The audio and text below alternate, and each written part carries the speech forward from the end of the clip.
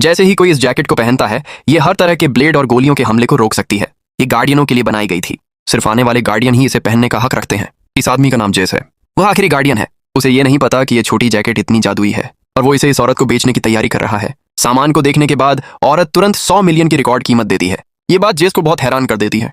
वो तुरंत सौदा पूरा करने का फैसला करता है। उसी वक्त जेस का पिता अचानक बाहर आता है और जेस और उस औरत के बीच का सौदा रोक देता है। इस वजह से जेस और उसके पिता के बीच जोरदार झगड़ा हो जाता है।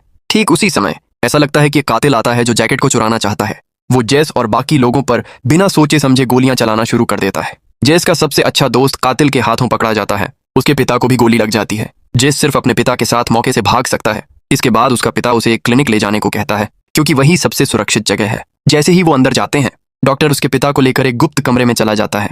वो जेस को बाहर इंतजार करने के लिए कहता है, लेकिन जेस वहां के बाकी लोगों को जानता ही नहीं है और बार बार पूछता है कि वो लोग कहाँ जा रहे हैं। पास खड़ी औरत के पास कोई और चारा नहीं होता और वो उसे गुप्त कमरे में ले जाती है। हालांकि उसके पिता के शरीर से गोली निकाल दी जाती है, लेकिन उसने बहुत खून खो दिया है। उसे बचाया नहीं जा सकता। जेस तुरंत एम्बुलेंस बुलाने की कोशिश करता है, लेकिन डॉक्टर उसे रोक देता है। डॉक्टर जेस को बताता है कि जो बूढ़ा आदमी उसके सामने है वो उसका असली पिता नहीं है। वे सब एक संगठन से जुड़े हुए हैं। उनका काम जेस की हिफाजत करना है और जेस की जिम्मेदारी है अमर लोगों को खत्म करना। जेस को यह सब मानना बहुत मुश्किल लगता है, इसलिए डॉक्टर जैकेट निकालता है और उसे पहनने को कहता है। वो उसे कहता है कि जब वो इसे पहनेगा तो सब समझ जाएगा।